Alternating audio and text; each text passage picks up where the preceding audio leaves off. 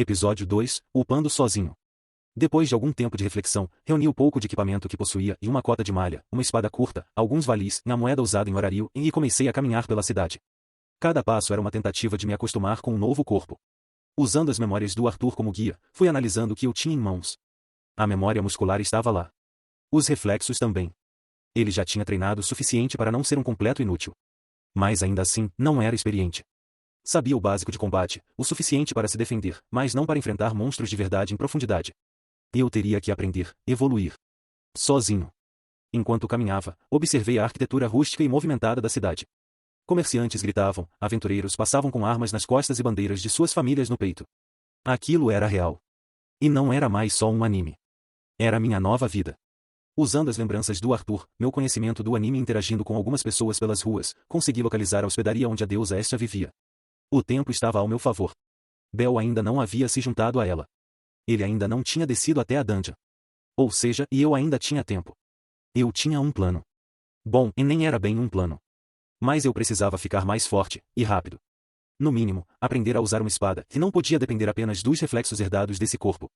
Comecei a treinar por volta das 3 da tarde, e agora o céu já estava completamente tomado pela noite. Treinei o dia todo. Golpes, estocadas, passos, repetições sem fim. E mesmo assim, não sinto que houve grandes avanços. Meus braços doem como se estivessem sendo rasgados de dentro para fora. O cansaço é tanto que mal consigo manter os olhos abertos. Preciso descansar. Me deitei entre escombros nos arredores de um beco abandonado, escondido entre caixas velhas e tecidos rasgados. Cochilei ali mesmo. Não sei por quanto tempo dormi, mas fui acordado pelos gritos de 2 homens. Me assustei e instintivamente me escondi melhor, espiando pela fresta entre 2 caixas. 2 caras discutiam no meio do beco. Estavam claramente bêbados, cambaleando e gritando como se fossem os únicos no mundo. Um era enorme, braços grossos, quase 2 metros de altura. O outro era mais baixo, magro e com os olhos injetados de raiva. A briga parecia ser por causa de uma mulher. O menor gritava que o grandalhão tinha ficado com a garota que ele estava interessado. O maior apenas ria, debochado, provocando sem se importar. E então veio o soco. O grandalhão acertou um gancho limpo na cara do baixinho.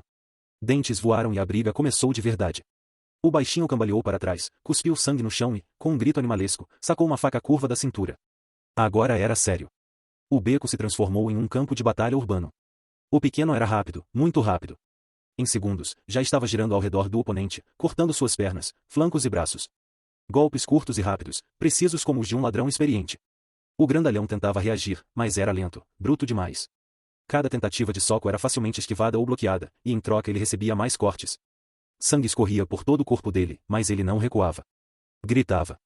Um rugido insano que parecia crescer a cada segundo. Era como se aquilo o alimentasse. A luta durou minutos, longos e tensos. O grandão estava coberto de sangue, ofegante, com as roupas em tiras e os braços quase inutilizados. Mas ele ainda estava de pé, urrando como um animal ferido. O baixinho se aproximou mais uma vez, pronto para cravar a faca direto no pescoço do outro. E foi nesse momento, entre um grito e uma respiração desesperada, que tudo mudou. Com um impulso brutal, o grandalhão avançou, ignorando completamente o corte profundo no peito. Segurou o braço do inimigo no ar e com a outra mão desferiu um soco direto na mandíbula do pequeno e um soco que fez o pescoço dele estalar de forma grotesca. Silêncio.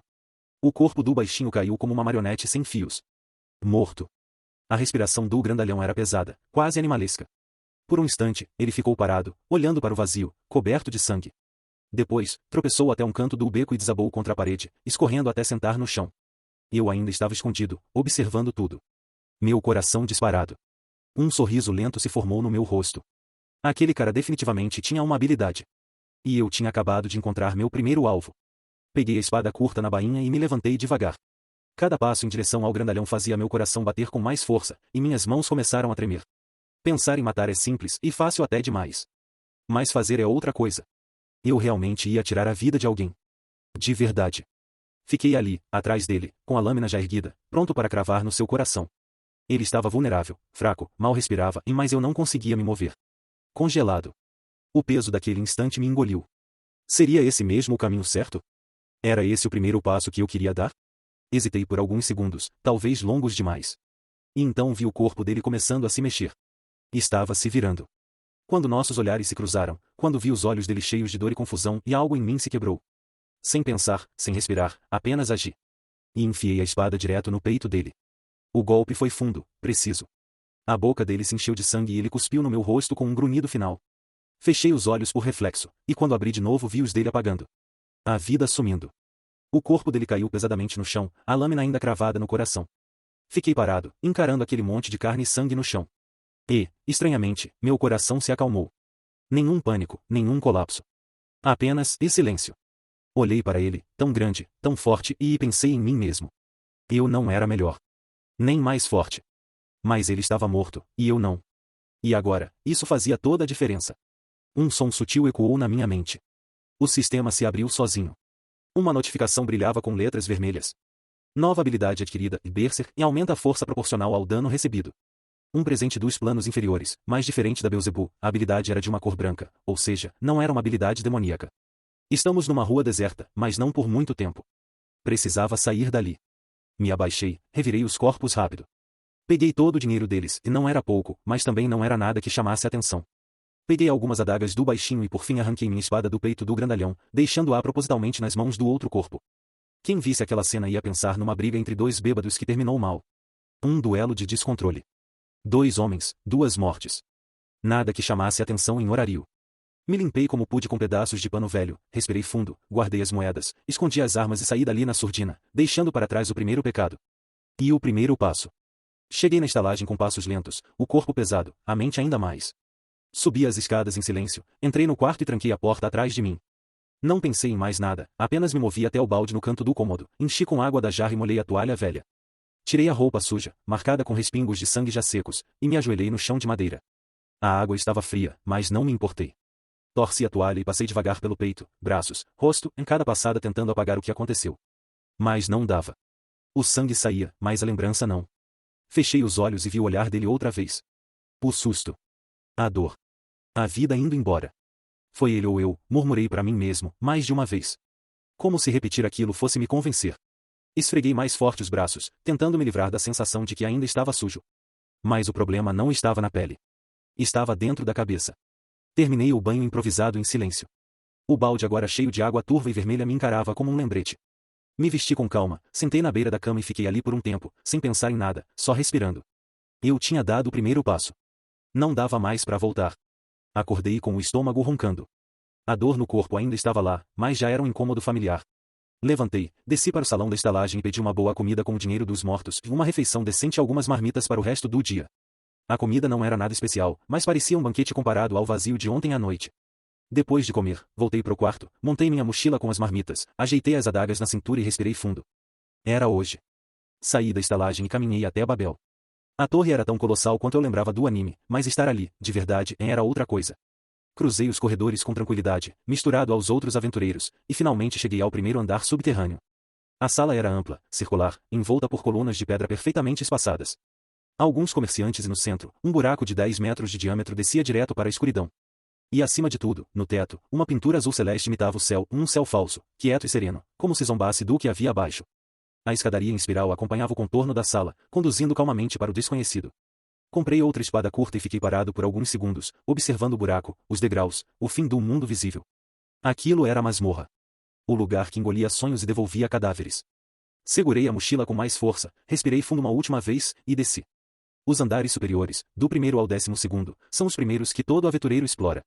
Foram feitos para quem está começando e monstros fracos, pouca complexidade e risco moderado, e ideal para aventureiros de nível 1 com status básico de IH, dependendo do andar. É o local de treino e evolução inicial, onde se ganha experiência, força e o que pode ser chamado de saúde de dungeon antes de avançar para níveis mais perigosos. Desci pela escada espiral de Babel com a respiração contida. Cada passo era como cruzar um limite invisível, como se eu estivesse mergulhando para longe da superfície do mundo e me aproximando do coração de algo muito mais antigo e faminto. A luz da cidade ficou para trás, substituída por uma claridade azulada e sobrenatural que emanava das paredes da masmorra. Era o primeiro andar e o início de tudo. A estrada inicial se estendia larga e silenciosa à minha frente. O chão era firme, o teto alto, sustentado por pilares de pedra azul clara que davam a impressão de estar caminhando dentro de um organismo vivo. Era um lugar onde muitos morriam e poucos renasciam mais fortes. A primeira criatura não demorou a aparecer. Um goblin, magro e disforme, surgiu de uma rachadura na parede. Seus olhos amarelados me fitaram com fome, e ele grunhiu ao brandir uma pedra afiada. Meu coração disparou. Pela primeira vez, eu estaria cara a cara com um monstro, não como um espectador de anime, mas como o alvo. Deixei que o corpo reagisse. A memória muscular do Arthur entrou em ação e tornei minha postura firme, levantei a espada curta e esperei. O goblin avançou, rápido, mais do que eu esperava. Seu golpe passou raspando pelo meu ombro. Em resposta, cortei em arco horizontal, atingindo seu peito. Ele caiu gritando, mas não morreu. Tive que fincar a lâmina em seu pescoço enquanto ele esperneava. Foi difícil. Mais do que imaginei. Mesmo sendo um monstro, não parecia certo. Mas quando ele virou o pó e deixou uma pequena pedra mágica no chão, algo mudou. Meu coração ainda batia rápido, mas agora havia uma espécie de alívio. Uma sensação estranha de conquista. Continuei. Com o passar das horas, mais goblins apareceram. Alguns isolados, outros em duplas. Eventualmente, encontrei kobolds e criaturas mais ágeis, com presas afiadas e um faro melhor. Eles atacavam com fúria, e precisei aprender a esquivar, usar os pilares como cobertura e, acima de tudo, controlar minha respiração. Descobri que os kobolds tinham um padrão de ataque, rosnavam antes de pular. Bastava prever o salto e cortar de lado. Funcionou 2 vezes. Na terceira, errei, e um arranhão profundo ficou na lateral do meu torso. Doeu. Muito. Mas também me ensinou uma lição, e hesitar aqui dentro é morrer. A certa altura, já no segundo andar, me vi cercado por 3 goblins. Me escondi atrás de uma formação rochosa e joguei uma pedra para atrair um deles. Funcionou. O som fez 2 se separarem, e ataquei o mais isolado. Um corte rápido, depois um recuo. O corpo virou poeira. Repeti a estratégia com o segundo, mas o terceiro descobriu minha posição e me obrigou a lutar diretamente. Quase fui atingido, mas consegui finalizar a luta com um golpe certeiro no estômago. Notei que meu corpo começava a se adaptar. Não era só resistência física. Meus olhos estavam mais atentos, minha postura mais precisa. Eu estava começando a entender a dança da luta, aproximação, ameaça, ataque, recuo. Era quase como um jogo de xadrez, mas onde qualquer erro custava sangue. No terceiro andar, os corredores ficaram mais estreitos e escuros. Os monstros apareciam com mais frequência, e mesmo um único combate deixava meus braços pesados como pedra. Usei as marmitas da estalagem para me alimentar e beber água. Comecei a alternar entre espada e faca, dependendo da situação, e com a faca, era mais fácil finalizar inimigos caídos ou prender um goblin contra a parede. Percebi que estava começando a prever seus movimentos, mesmo quando estavam em dupla. Quando 2 kobolds me atacaram em sincronia, rolei para o lado, fiz um corte rasteiro em um e, antes que o segundo pudesse me alcançar, cravei a lâmina no pescoço dele. Estava ficando mais frio e mais calculista. Não era algo bonito. Mas funcionava. O quarto andar foi o limite. E estava exausto. Cada passo era lento, meu braço direito doía de tanto segurar a espada. Minhas pernas tremiam de cansaço, mas a adrenalina me empurrava para frente. Mais uma luta, só mais uma. Consegui enfrentar um grupo de 3 goblins em um corredor curto, usando uma estratégia que tinha testado antes, deixar que viessem um por vez. Fiquei de costas para a parede, e à medida que vinham, cortava rapidamente. O último ainda tentou correr, mas fui mais rápido. Quando o pó se assentou, me sentei no chão, arfando. O suor escorria do meu rosto, as roupas coladas ao corpo. Ainda vivo. Ainda aprendendo. O dia estava terminando. Voltei pelos mesmos caminhos, descendo a espada com cuidado, evitando qualquer novo confronto. Não queria arriscar tudo o que tinha conquistado. Sabia que era pouco e nada comparado aos aventureiros reais de Horariu e mais, para mim, era o primeiro passo. Um passo para longe de quem eu fui. E mais perto de quem eu teria que me tornar. Eu acordei com o corpo inteiro latejando. Cada músculo parecia ter sido substituído por pedra, pesada, rígida, resistente à simples ideia de se mover. Até respirar parecia exigir esforço. Mais diferente da dor de ontem, essa não me incomodava. Era uma dor boa. Uma dor de alguém que sobreviveu. Vendi os cristais mágicos logo após o nascer do sol. A quantia era melhor do que imaginei. Não dava para mudar de vida, claro, mas já me garantia comida, uma cama decente e até alguns pequenos luxos, como dormir o dia todo se eu quisesse. E foi exatamente isso que eu fiz. Passei a manhã deitado, olhando para o teto de madeira da estalagem. Tentando entender o que aconteceu ontem. O que mudou? Como eu consegui lutar contra criaturas com garras, presas e olhos famintos, e sair vivo? Foi sorte? Técnica? Instinto? Talvez um pouco de tudo. Mas o que mais ficou na minha mente foi algo diferente. Controle. Pela primeira vez desde que cheguei a Horariu, eu tive algum controle sobre o mundo ao meu redor. A espada na minha mão. A escolha de lutar ou recuar. O momento exato de atacar. Ontem, eu não fui apenas levado pela corrente. Eu a enfrentei. E isso era viciante. Enquanto o sol se movia pelo céu lá fora, eu comia devagar, limpava minha arma, revisava os pequenos cortes nas roupas. Refletia. A lembrança da morte ainda pairava na minha mente, claro, e o peso do que eu fiz com aquele homem ainda me seguia como uma sombra.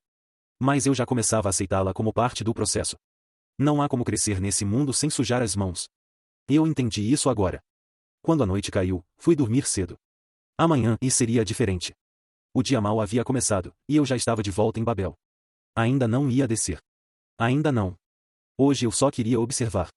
Entender os ritmos da cidade, o fluxo de aventureiros, as entradas e saídas, o padrão dos guardas, o movimento das lojas. E foi aí que eu o vi. Bel. Cabelos brancos, olhos ingênuos e o passo apressado de quem ainda está correndo atrás de um sonho. Aquele garoto estava prestes a mudar tudo. Estava nervoso, animado, ainda limpo. Ainda inteiro.